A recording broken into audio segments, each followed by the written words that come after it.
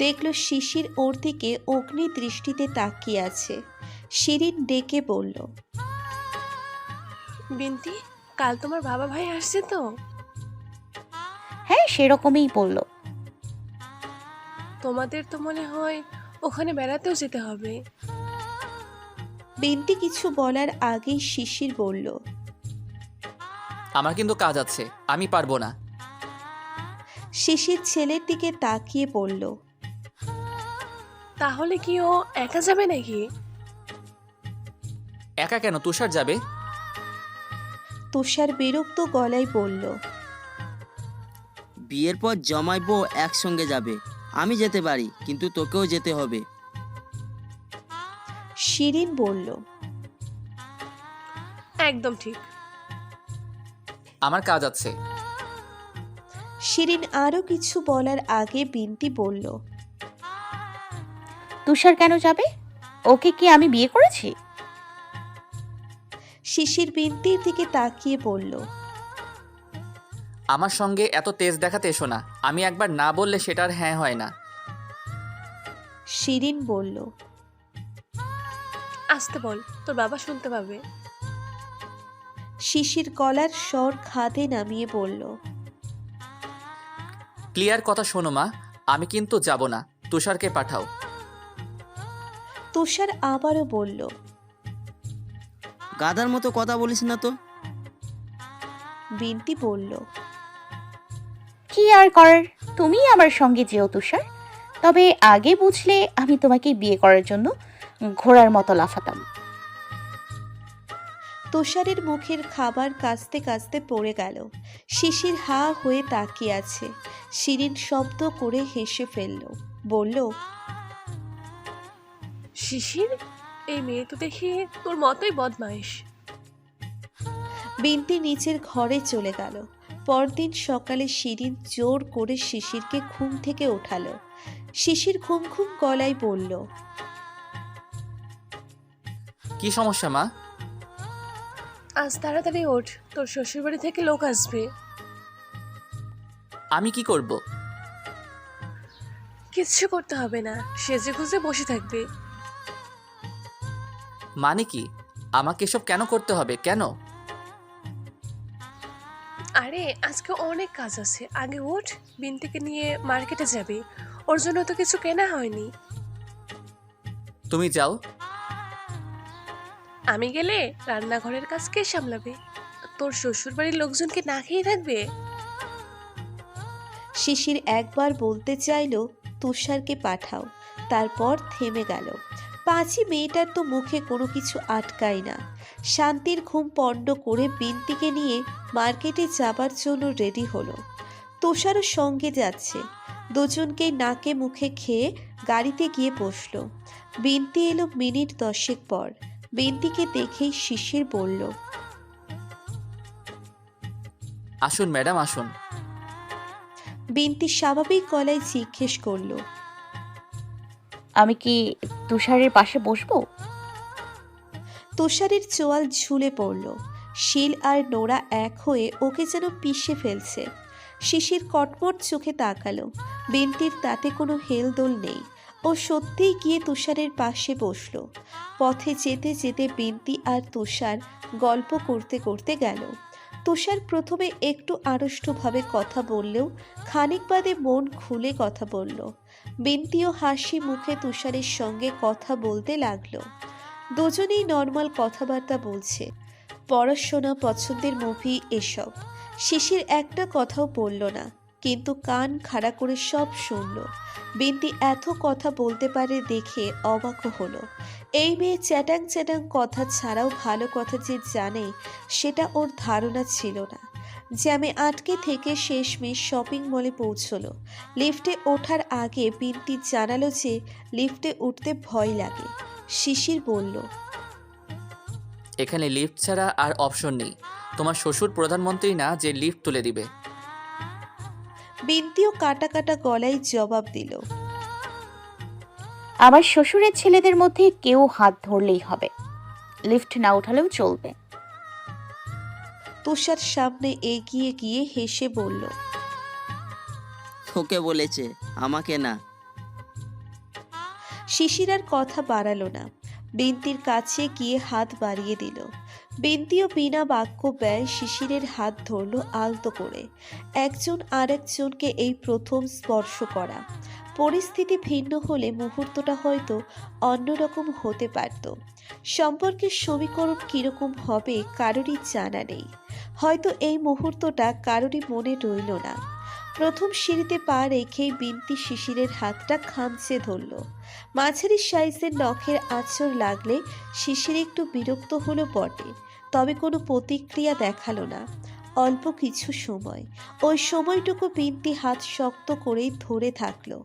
নিজের অজান্তেই শিশিরের হাতটা ভরসায় পরিণত হলো। প্রথমে ওরা গেল শাড়ির দোকানে। তুষার বলল, ভাবি, আমরা বাইরে থাকি, তুমি যাও। মহিলাদের দোকানে আমাদের যাওয়াটা ঠিক হবে না। বিন্তি বলল, তোমরাও চলো, আমি একা একা কখনো শপিং মলে আসিনি। অতঃপর দুজনেই বিন্তির সঙ্গে গেল।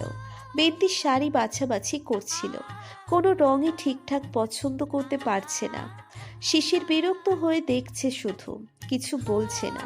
পাবলিক প্লেসে এর সঙ্গে যত কম কথা বলা যায় ততই ভালো, কারণ কথা হজম করা এই মেয়ের ধাতে নেই। মুখ ছুটিয়ে কখন কি বেফাস কথা বলে ফেলে। বিন্তির শাড়ি বাছাবাছি দেখে তুষার বলল, ভাবি, যেগুলো লাগবে নিয়ে নাও। তোমার শ্বশুরের কিন্তু বইয়ের ব্যাপারে একদম দিল খোলা। ক্যাশ টাকা না দিয়ে কার্ড দিয়ে দিয়েছে, তা যা মন চাই তাই নিয়ে নাও। শিশির পাশেই ছিল। তীর্যক হেসে বলল, যা, এবার তো একদম ফতুর করে ছাড়বে। মেয়েরা শপিংয়ের সময় বাপের টাকা ছাড় দিলেও অন্যদের ছাড় দেয় না। পরের টাকায় এরা দোকান শুদ্ধ কিনে ফেলতে পারে। শিশির কথাগুলো একটু জোরে বলার কারণে বিন্তির কানেও গেল, কিন্তু চুপ করে রইল। তুষার বলল, চুপ কর তো। অভিজ্ঞতা আছে ব্রো, চুপ থাকার কিছু নেই। তুষার শিশিরকে কিছু বলল না আর। বিন্তি বলল, তোমাদের কিছু কেনার থাকলে কিনে ফেলো, আবার হয়ে গেলে আমি ফোন করব। তুষার ভেবে দেখল সেটাই ভালো হয়। শাড়ি কিনতে বিন্তি যে সময় লাগাচ্ছে, এরপর ওরা আর কিছু কেনার সময় পাবে না। তাই বিন্তিকে একা রেখে ওরা চলে গেল। শিশির 4-5টা দোকান ঘুরে টি শার্ট, জুতা, সানগ্লাস কিনল। এরপর তুষার আবার ঘুরে ঘুরে কিনল। 2 ঘন্টা পর ওরা শাড়ির দোকানের সামনে এসে দাঁড়াতেই দেখতে পেল বিন্তি দাঁড়িয়ে আছে, হাতে 2টো ব্যাগ। তুষার জিজ্ঞেস করলো, ভাবি, হয়ে গিয়েছে? অনেকক্ষণ আগে। তাহলে ফোন করলে না যে? বিন্তি হেসে বলল, তোমাদের কারোর ফোন নাম্বার তো আমার কাছে নেই। দুজনেই মুখ চাওয়াচাওয়ি করলো। সত্যিই তো, বিন্তির ফোন নাম্বারটা ওদের কাছে থাকা উচিত ছিল।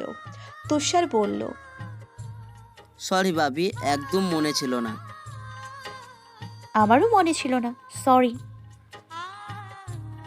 শিশির কোনো কথাই বলল না। ওর দৃষ্টি বিন্তির হাতের দিকে নিবদ্ধ। মোটে 2টো ব্যাগ, এতেই কেনাকাটা শেষ। কিন্তু কোনো প্রশ্ন করল না। রেস্টুরেন্টে গেলে সেখানেও বিন্তি কফি ছাড়া কিছুই খেলো না। কিন্তু 2 ভাই গান্ডে পিণ্ডে গিলল। ফেরার সময় তুষার গাড়ি চালাতে চাইলেও শিশির দিল না। তুষার এবারও বিন্তির পাশে বসলো, কিন্তু এবার আর গল্প জমল না তেমন। টুকটাক 1-2টো কথার পরপরই বিন্তি চুপ হয়ে যেত। বাড়ি ফিরে শিশির অবাক গলায় জিজ্ঞেস করলো, মোটে 3টে শাড়ি কিনেছো, আর কিচ্ছু না? বিন্তি হাসলো, বলল, আমার তো টুকটাক সব জিনিসই আছে। সে কি কথা, সেগুলো বিয়ের পর তো শ্বশুরবাড়ির জিনিসপত্র ব্যবহার করতে হয়। ওসব আসলে মিথ্যে চাচি, আমার যেহেতু আছে তাই শুধু শুধু কিনে পয়সা নষ্ট করতে ইচ্ছে হয়নি। পয়সা নষ্টের কথা আসছে কেন? তোমার সঙ্গে যদি আগে থেকে কথাবার্তা হয়ে বিয়ে হতো তাহলে আমরা তো সব দিতামই। থাক, আমার আপাতত আর কিছু লাগবে না। লাগলে চেয়ে নিব। শিরিনের ব্যাপারটা একদম ভালো লাগলো না। মেয়েটা বাপের বাড়ি যাবে, সেখানে লোকজন আসবে শ্বশুর বাড়ি থেকে কি দিল দেখতে, তখন কি ওদের সম্মান থাকবে?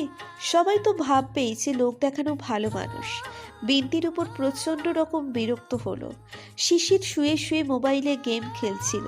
গত 2-3 দিনে ওর উপর ঘূর্ণিঝড় টর্নেডো সব বয়ে যাচ্ছে। আজ বিকালে বিন্তির বাবা আর ভাই এসেছিল। তাদের সামনে মুখে প্লাস্টিকের হাসি ঝুলিয়ে বসে থাকতে হলো। বিন্তির মা একটু অসুস্থ বলে তারা রাতে আর থাকেনি। চলে যাবার পর শিশির স্বস্তির নিঃশ্বাস ফেলল, যেন আপদ বিদেয় হয়েছে। রাতে খেয়ে দিয়ে বিছানায় শুয়ে গেম খেলছিল। এর মধ্যেই হন্ততন্ত হয়ে শিশির এসে বলল, শিশির, বিন্তিকে তুই কি বলেছিস? শিশির অবাক গলায় বলল, কিছু তো বলিনি, আমি ওর সঙ্গে মেপে কথা বলি। ওই মেয়ে বেফাস কথা বলায় ওস্তাদ, ডেঞ্জারাস জিনিস। শপিং মলে শাড়ি কেনার সময় কি বলেছিস? শিশির এতক্ষণে ব্যাপারটা বুঝলো। বলল, এসে তোমাকে নালিশও করে ফেলেছে? যা শুনেছ সেটাই বলেছি। বিন্তি কিছু বলেনি, তুষার বলেছে। কি বলেছিস কেনাকাটা টাকা পয়সা নিয়ে? শিশির বিরক্ত গলায় বলল, আরে মা, এত জেরা কেন করছো? কি এমন বলেছি? বলেছি যে অন্যের পয়সা হাতে পেলে মেয়েরা দোকান শুদ্ধ কিনে ফেলে, নিজের টাকায় কেনার সময় হাত দিয়ে পয়সা বেরোয় না। শিশির আগে থেকেই রেগে ছিল। এই কথা শুনে আরো রেগে গেল। বলল, তোর যে অনেক পেয়ে চেনা হয়ে গেছে, তা তো জানতাম না। শিশিরের এবার মেজাজ খারাপ হলো। বলল, কি শুরু করেছো মা? তোমরা আমাকে শান্তি দিবে না? এক পাল্লায় সবাইকে মাপা ঠিক? তোর ভাষ্য মতে দুনিয়ার সব মেয়েই অমন, বিন্তিও তাই। তোর বাবার সঙ্গে আমার বিয়ে দিয়েছিল তার টাকা পয়সা, স্টাবলিশড ক্যারিয়ার দেখে। এরপর তো তাহলে আমাকেও ওইসব মেয়েদের লিস্টে ফেলবি, তাই তো? শিশির বিস্মিত হয়ে তাকিয়ে রইল। শিরিন বলল,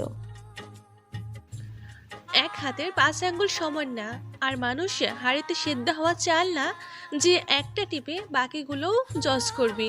পরিস্থিতি খারাপ বলে মেয়েটা বিপদে পড়েছে, তাই বলে যা খুশি তাই বলে দিবি? শিশির চুপ করে রইল। শিরিন আর কিচ্ছু বলল না, চলে গেল। মা যাবার পর শিশিরের খানিকটা খারাপ লাগলো। বিন্তি সম্ভবত সে কারণে আর কিচ্ছু কেঁদেনি। এই ব্যাপারটা বুঝতে ওর এত সময় লাগলো। মায়ের কথাই ঠিক। বিন্তিকে ও কতটুকুই বা চেনে? 2 দিনের কথাবার্তা আর আলাপে তো আর একজনকে জাজ করা যায় না। পরদিন সকালে খাবার টেবিলে শিশির মাকে বলল, মা, আমি বিন্তির সঙ্গে যাব। বিন্তি আর তুষার দুজনেই অবাক হলো। শিশির চোরা চোখে একবার বিন্তিকে দেখল। কালকের ঘটনার জন্য সরি বলা সম্ভব না, এগোতে লাগবে। তবে সঙ্গে গেলে যদি একটু খেসারত দেওয়া যায়। খাওয়া দাওয়ার পর বিন্তি তুষারকে একা পেয়ে জিজ্ঞেস করলো, ব্যাপারটা কি হলো? শিশির তোমার সঙ্গে যেতে চাচ্ছে, সেই ব্যাপারটা। হ্যাঁ, চাচাকে 1 ডোজ দিয়েছে। না, আমার মনে হয় এই বউকে পাঠাচ্ছে তোমার পরে খুব কষ্ট হচ্ছে, তাই না? বিন্তি বলল, ধ্যাৎ, অন্য কোনো ঝামেলা আছে, পেটে অন্য শয়তানি ঘুরঘুর করছে। সে যাই হোক, তোমার সঙ্গে পারবে না। বিন্তি চোখ সরু করে বলল। কমপ্লিমেন্টের জন্য থ্যাঙ্ক। পরদিন বিকালে দুজনের যাওয়ার ব্যবস্থা করা হলো। তুষারের যাওয়ার ইচ্ছে থাকলেও শিরিন যেতে দিল না। গাড়ির পরিবর্তে ওদের ট্রেনে করে যাবার ব্যবস্থা করা হলো। শিরিন ভালো করে বুঝিয়ে দিল যে 2 দিন যেন কমপক্ষে থাকে, আর শিশির যেন একটু রয়ে শয়ে কথাবার্তা বলে। কমলাপুর থেকে দুজন ট্রেনে উঠল। ট্রেনে উঠেই শিশির মোবাইলে ব্যস্ত হয়ে গেল। বিন্তি একাই বসে আছে, পাশাপাশি দুজন বসে আছে, কিন্তু কথাবার্তা হচ্ছে না। ট্রেন চলতে শুরু করলো। কিছু সময় এভাবেই কাটলো। একটা স্টেশনে ট্রেন থামতেই বিন্তি 2 প্যাকেট চিপস কিনলো। একটা নিজের জন্য রেখে অন্যটা শিশিরকে দিলে শিশির নাক সিটকে বলল,